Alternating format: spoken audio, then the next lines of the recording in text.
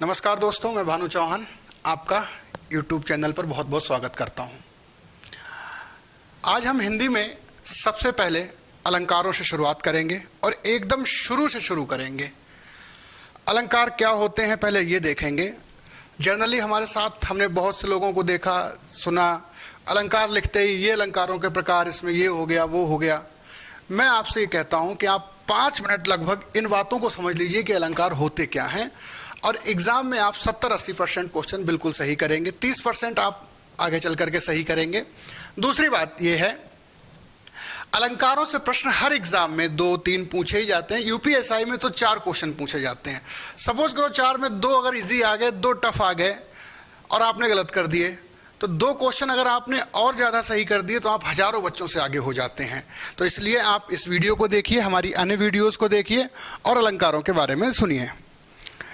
पहली बात है कि अलंकार हैं क्या। तो लिखा हुआ है काव्य की शोभा बढ़ाने वाले शब्द जिन्हें हम अलंकार कहते हैं।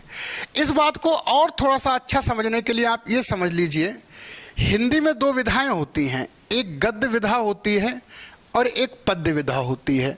गद्य विधा का मतलब होता है किसी बात को सीधे सीधे कहना। जैसे मैंने आपसे कहा कि आप बहुत अच्छे लग रहे हैं या आप बहुत अच्छी लग रही हैं, ये गद्य है।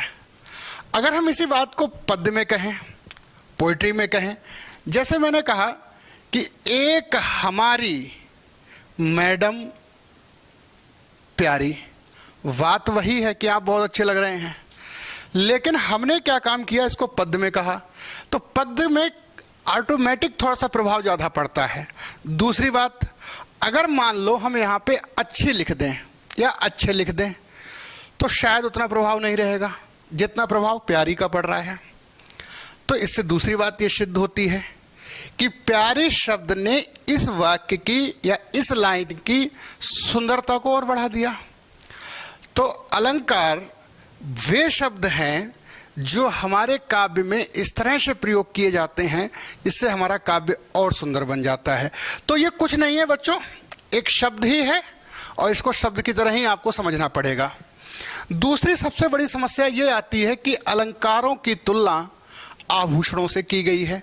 इस बात को भी हम समझते हैं, यानी आभूषण है नहीं, है तो शब्द ही, लेकिन इनकी कंपैरिजन, इनकी तुलना आभूषणों से की गई है।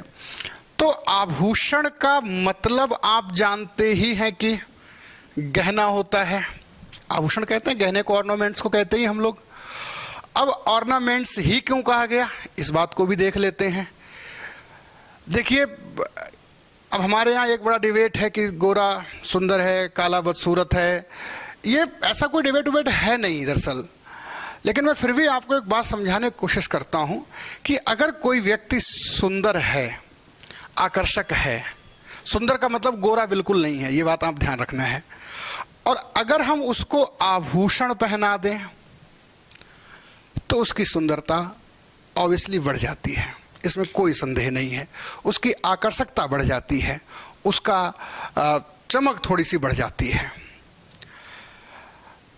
तो जिस प्रकार आभूषण से इस व्यक्ति की सुंदरता बढ़ गई, उसी प्रकार उन शब्दों से कविता की सुंदरता बढ़ गई।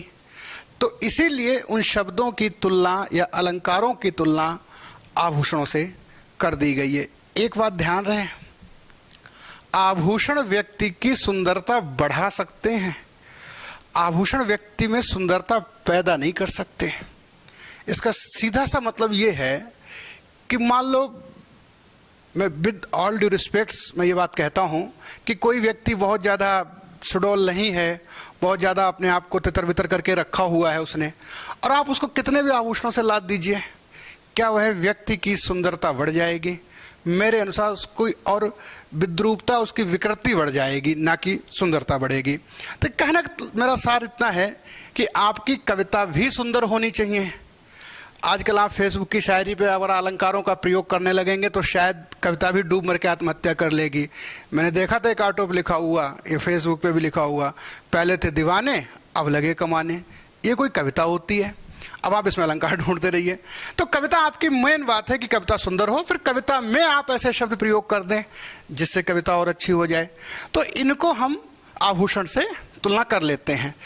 तीसरी और चौथी बात पे आते हैं। सबसे पहले आचार्य भाव में इस सिद्धांत के प्रतिपादक थे। इससे पहले और भी लोगों ने दिया, लेकिन संप्रदाय के रूप में, इस सिद्धांत के रूप में अलंकारों को स्थापित करने का, प्रतिपादित करने का श्रेय आचार्य भामह को जाएगा। अगली बात आचार्य दंडी की लिखी हुई है। इस बात को मैंने सिर्फ इसलिए लिखा, ध्यान रखना मैंने अपनी विद्वता बढ़ाने के लिए बात नहीं लिखी है, बिल्कुल सिंपल बात बताना चाहता हूं कि एक स्टेटमेंट पूछा गया था इसलिए मैंने लिखा हुआ है। दंडी ने कहा है, काव्य शोभा करान धर्मनान अलंकारन पृच्छते, अर्थात काव्य की शोभा बढ़ाने वाले धर्म को ही अलंकार कहा जाता है। ये स्टेटमेंट आपको ध्यान रखना है, आप ध्यान रख लीजिएगा, आप चाहें तो इसका स्क्रीनशॉट ले लीजिएगा। आगे बढ़ते हैं हम लोग, अलंकारों के प्रकार पे आते हैं। अब सीधे अलंकार के कितने प्रकार होते हैं इसको समझेंगे हम लोग। पहले अलंकारों के प्रकार की बात की जाए तो आप सभी लोग जानते ही हैं, अलंकार दो प्रकार के होते हैं। पहला अलंकार है शब्द अलंकार और दूसरा अलंकार आता है हमारे यहाँ अर्था अलंकार। दरअसल हम लोग इसके भेद याद कर लेते हैं, अच्छी बात है, लेकिन मैं 1 मिनट रुक करके पहले ये बता दूंगा कि शब्द अलंकार और अर्थ अलंकार हैं क्या। देखिए, शब्द अलंकार का मतलब होता है जब शब्द के स्तर पे चमत्कार हो।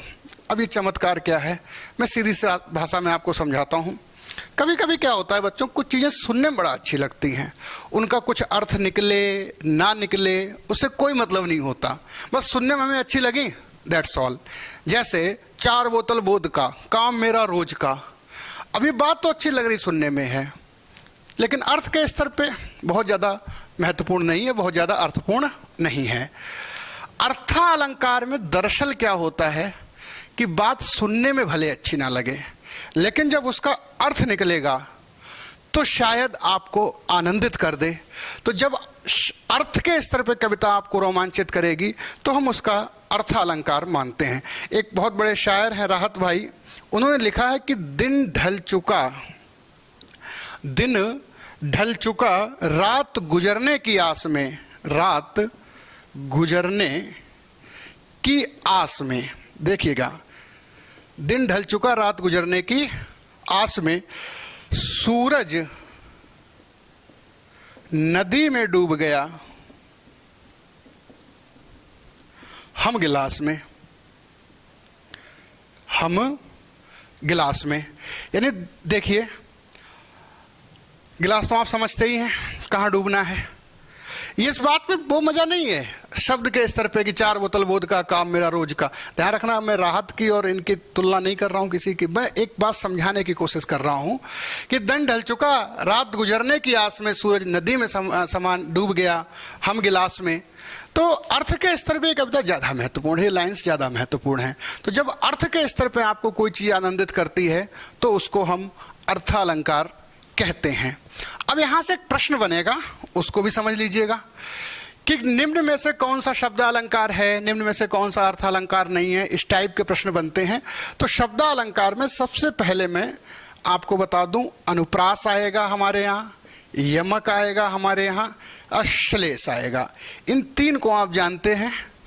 अर्थालंकार में बहुत सारे एग्जाम्पल हैं, या आप उपमा देखिए, रूपक देखिए, उत्प्रेक्षा देखिए। अगर ये 6 अलंकार आप जानते हैं, इसके बाद भी हैं, विरोधाभास है, संदेह है, भ्रांतिमान है, उनको हम आगे देखेंगे। 6 अलंकारों से 70-80% तक प्रश्न आ जाते हैं। तो पहले हम बात कर लेते हैं अनुप्रास अलंकार की, बहुत विधिवत तरीके से आपको समझाएंगे। एक बात आप पहले ये समझ लीजिए, ये नाम आपने सुना होगा, वर्ण, ध्वनि या अक्षर। वर्ण, ध्वनि या अक्षर, क ख ग र, ये सब अक्षर ही तो हैं। क है, ख है, ग है, र है, ये सारे अक्षर ही हैं। अगर ये अक्षर ही कहीं रिपीट हो रहे हों, क्या हो रहे हों, रिपीट हो रहे हों।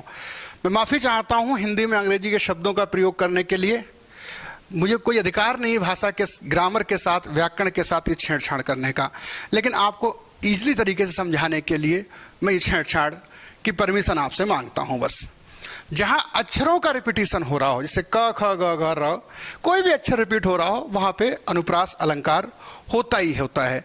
जैसे मैंने ये लिखा, चारु चंद्र की चंचल किरणें खेल रही हैं जलथल में।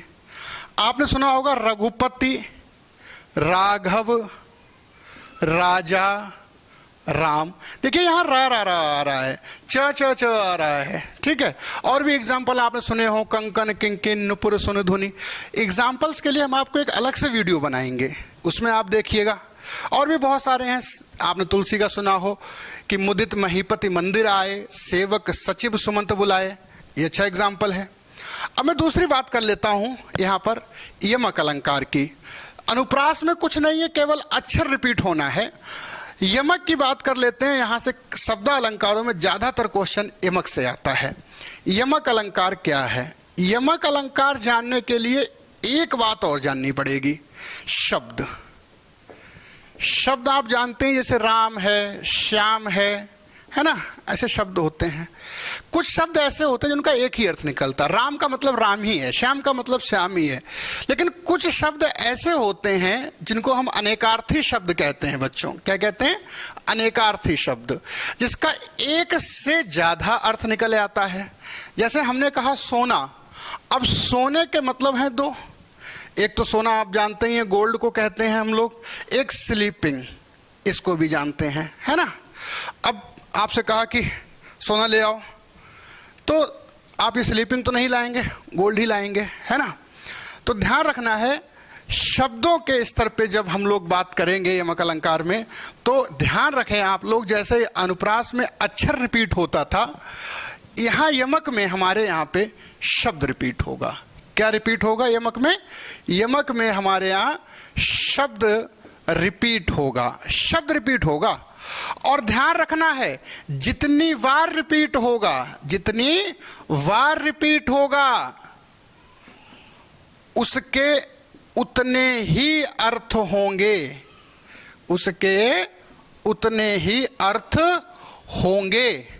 फॉर एग्जाम्पल, बहुत क्लासिकल एग्जाम्पल है। एक एग्जाम्पल मैं आपको बताता हूं।